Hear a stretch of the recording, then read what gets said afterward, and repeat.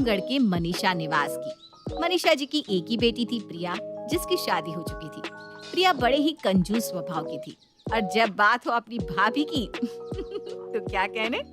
बताओ रिशु, एक हफ्ते में क्या आने वाला है? 4 दिन का वेकेशन। ज्योति, हम छुट्टी में छत पर पिकनिक करते हैं।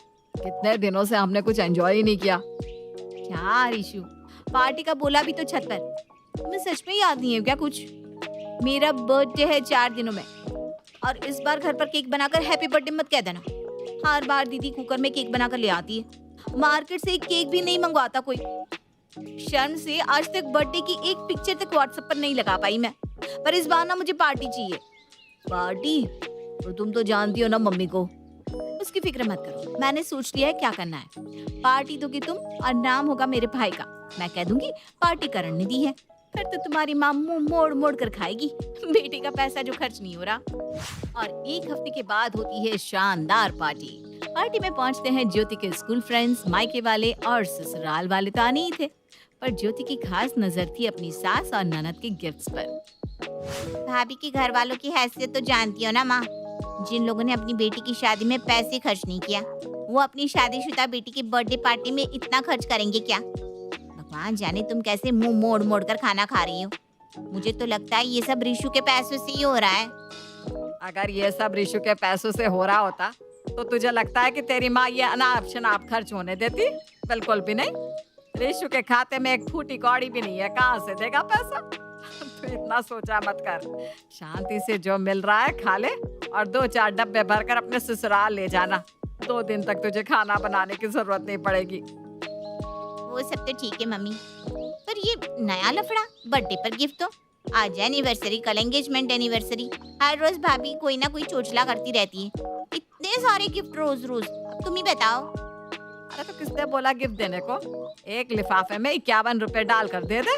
बाहर नाम मत लिखना, उसे कौन सा पता चलेगा किसने क्या दिया है। नहीं नहीं मम्मी, तुम जानती हो ना मैं ये छोटे काम नहीं करती। एक बहुत ही महंगी साड़ी खरीदी है मैंने भाभी के लिए, वही गिफ्ट कर दूंगी। प्रिया सड़क के किनारे से लाई हुई 100 रुपए की साड़ी को महंगा बताकर अपनी भाभी को गिफ्ट कर देती है। आपका गिफ्ट तो मैं भूलने से रही दीदी। बाकी गिफ्टों को भले ही आग लग जाए, आज मेरी नजर आपकी प्यारी गिफ्ट पर ही रहेगी। प्रिया जानबूझकर अपने गिफ्ट पर अपना नाम नहीं लिखती, पर ज्योति बड़ी होशियार थी। वो अपनी ननद के दिए हुए गिफ्ट को पहले ही अलग कर लेती है। पार्टी के बाद प्रिया सबसे पहले अपनी ननद की दी हुई गिफ्ट को खोलकर चेक करती है। हे भगवान, ये साड़ी है या किसी घर का उतरा हुआ पर्दा? दीदी ना अपनी हरकतों से कभी बाज नहीं आएगी। मम्मी को बताऊंगी तो वो खुद दीदी की ही तारीफ करेंगी। मैं हमेशा इतने महंगे महंगे गिफ्ट्स देती हूँ इन्हें, और एक ये है। अरे इस पानी बहुत हुआ आप। कुछ दिनों बाद प्रिया के देवर की शादी रहती है, जिसमें उसका पूरा ससुराल पहुंचता है।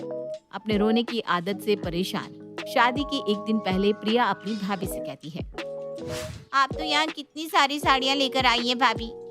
मेरा तो जानती है ना आप, खुद के देवर की शादी है, कहाँ फुर्सत मिलती है अपने घर की शादी में।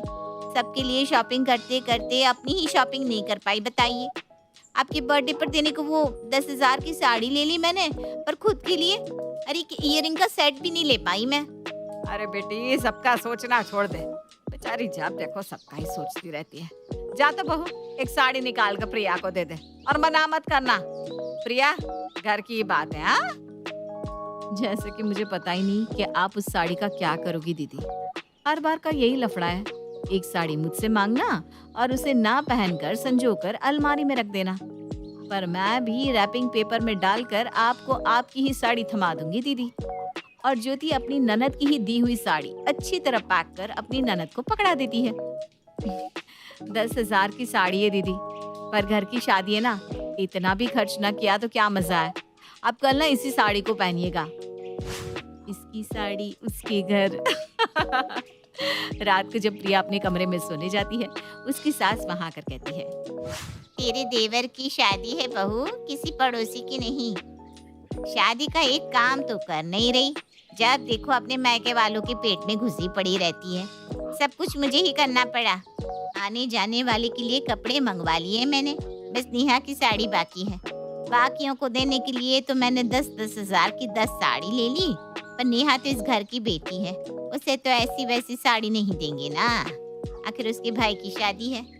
मैंने तुझे जो शादी के खर्च के लिए एक्स्ट्रा पैसे दिए थे, उसमें से तू नेहा के लिए एक अच्छी साड़ी खरीद कर ले आना। मैंने तो उन पैसों की एफडी कर दी, अब क्या होगा? अब ठीक है मम्मी जी, जैसा आप कहें। और अब आ गया था असली कलेश का दिन। रात को प्रिया के देवर के फेरे जैसे ही पूरे होते हैं, आए हुए मेहमान वापस जाना शुरू कर देते हैं। सामने खड़ी होकर रेणुका प्रिया से सभी मेहमानों को रिटर्न गिफ्ट दिलवाती है। मैं भी निकलती हूँ माँ, मुझे भी तो अपना घर देखना है। सब अच्छे से हो गया, ये अच्छा हुआ। अरे रुक रुक, ऐसे कैसे खाली हाथ चली जाएगी तू? ये मिठाई का डिब्बा तेरे ससुराल वालों के लिए, और वो तेरी साड़ी।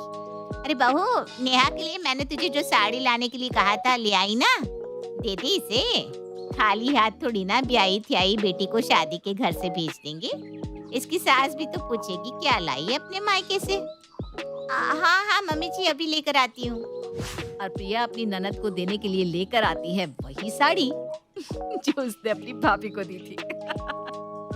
ये लीजिए दीदी, बड़ी खूबसूरत साड़ी है। अच्छा खोल कर तो देख बेटा, कैसी साड़ी लाई है तेरी भाभी। सभी के सामने जैसे ही नेहा साड़ी खोलती है, इस तरह की सस्ती सी साड़ी देखकर उसका दिमाग खराब हो जाता है। इससे तो अच्छा मुझे कुछ ना दिलवाती मम्मी तुम। ये कोई साड़ी है? अच्छा हुआ इस साड़ी को मैंने यहीं खोल दिया। अगर अपने ससुराल वालों के सामने खोलती तो पता भी है आपको कितनी बेइज्जती होती मेरी। तुझे 20,000 दिए थे मैंने, और उससे तू ये रोड छाप साड़ी लेकर आई है। ऐसी साड़ी तो मैं बर्तन वाली को दूं तो भी वो उसके बदले बर्तन ना दे। मम्मी जी, वो मम्मी देख रही हो ना तुम, ये वो साड़ी है जो भाभी ने मुझे शादी में पहनने के लिए दी थी। इसे पहनती क्या मैं? बिल्कुल गलत बात। ये वही साड़ी है जो आपने मुझे मेरे बर्थडे पर दी थी, महंगी सी 10,000 की साड़ी बताकर। अब आपको अपने देवर की शादी में कुछ पहनना था ना, आपकी क्लास के हिसाब से, तो मैंने इसीलिए आपको ये साड़ी रिटर्न कर दी। 10,000 की है ये समझकर। क्यों ठीक किया ना मम्मी जी? मतलब बहू ने तेरे बर्थडे पर तुझे जो साड़ी दी थी, उस साड़ी को तूने ऐसे ही वापस कर दिया, और इसने वो साड़ी पहनी भी नहीं और ना ही नेहा के लिए नई साड़ी लेकर आई। घूम फिर कर अपनी ही साड़ी को अनजाने में इसने नेहा को दे दिया। ये संस्कार दिए हैं आपने अपनी बेटी को मनीषा जी। अपनी ननद की ना हुई, कम से कम अपनी भाभी की होती है। पर ये तो ना मायके वालों की हुई ना ससुराल वालों की। अपनी भाभी के बर्थडे पर 100 रुपए की साड़ी कौन देता है बहू? वो भी जब तेरी भाभी ने इतना अच्छा फंक्शन किया, यहाँ तक कि नहीं तो भी 2 दिन का खाना पैक करके भी भेजा था तेरे लिए। फिर भी तेरी कंजूसी काम ना हो सकी। छी! अपनी बेटी को ताना सुनते देख मनीषा बड़ी बड़ी आंखें कर ज्योति को देखने लगती है। अब आप मेरी तरफ बड़ी बड़ी आंखें करके मत देखिए मम्मी जी। आप ही कहती है ना प्रिया तो सब कुछ तेरे लिए बेस्ट लाती है, तो इस बार मैंने वही बेस्ट चीज उन्हें रिटर्न कर दी बस। हर बार दीदी कंजूसी की हद पार कर देती थी।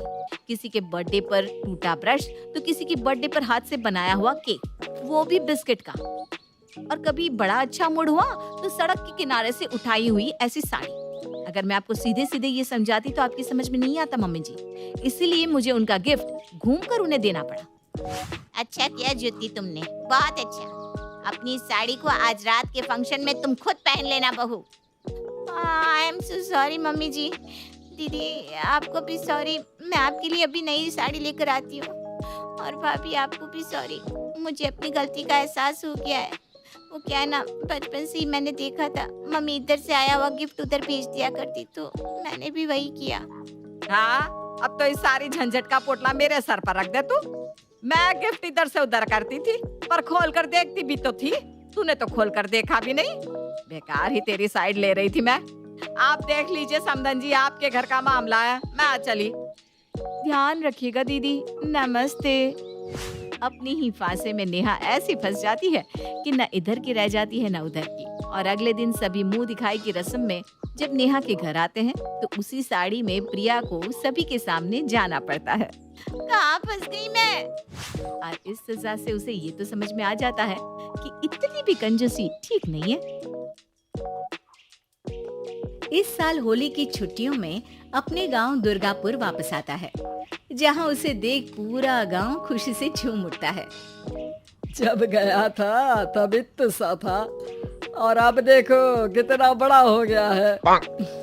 हाँ सरपंच जी, जब मैं गया था तब आप भी बहुत जवान थे और अब देखो कितने बूढ़े हो गए हैं आप।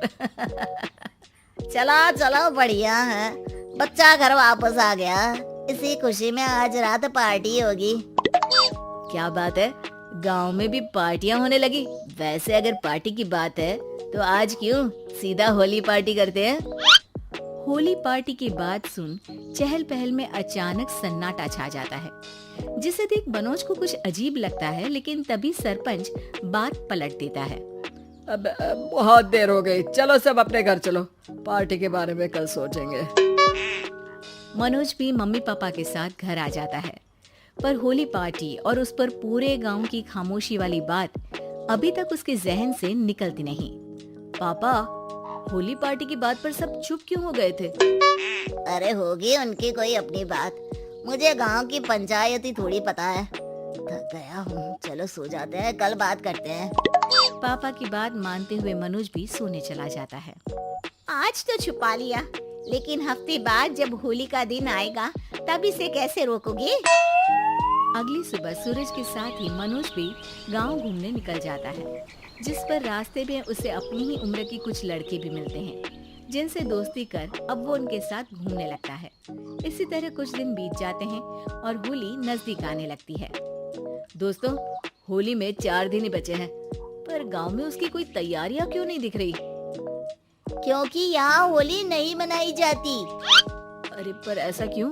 वो राजा भूषण, अरे तुम 4 दिन के लिए आए हो, क्या इतना सोच रहे हो? चलो कुछ खाने चलते हैं। इसी के साथ एक बार फिर होली की बात को टलते हुए देख मनोज को शक होने लगता है।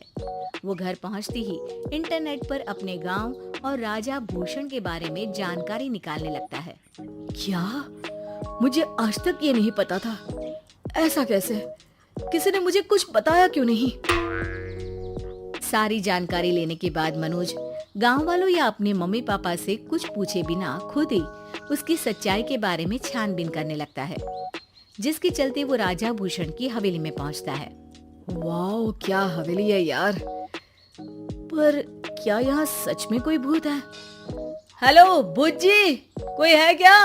हम इस साल गांव में होली सेलिब्रेट कर रहे हैं, क्या आप उस पर थोड़ा इंटरव्यू देंगे? मनोज के ऐसा बोलते ही गांव में तूफान उठ जाता है और हवेली में रखी सारी चीजें हिलने लगती है।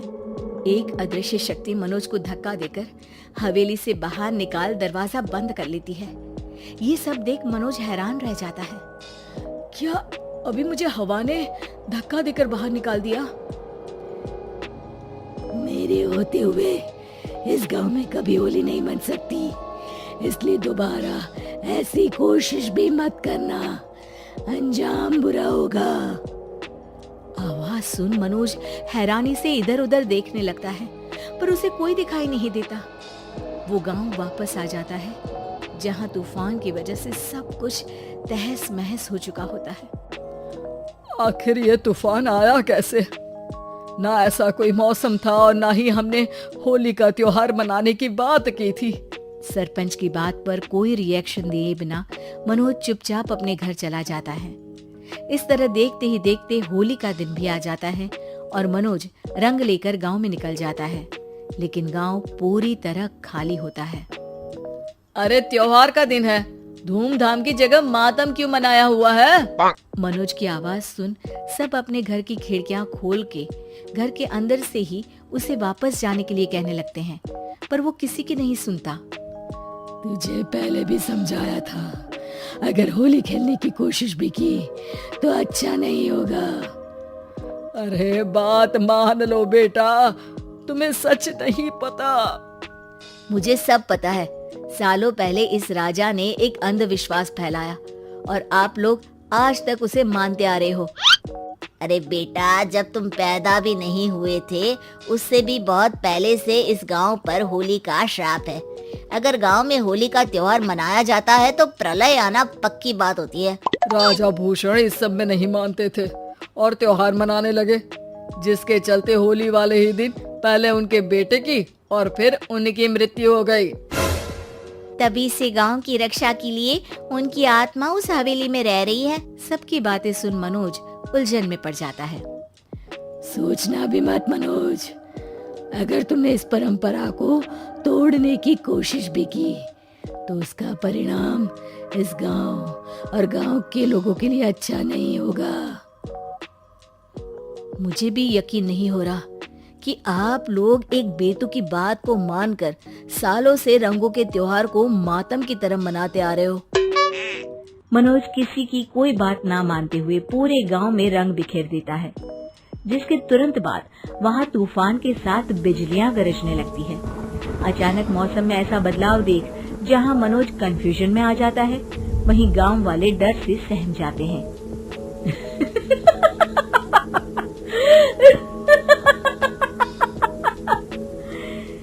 इस लड़के ने हमारे जैसे सिर्फ अपने स्वार्थ के लिए नहीं बल्कि पूरे गांव की खुशियों के लिए यहाँ होली मनाई है, जिस वजह से अब इस गांव पर होली का श्राप टूटता है।